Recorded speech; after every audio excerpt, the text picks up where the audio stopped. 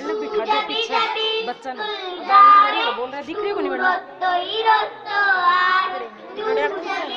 पूरे खड़े क्यों हैं? बेटा लाडीला पढ़ाई मत छोड़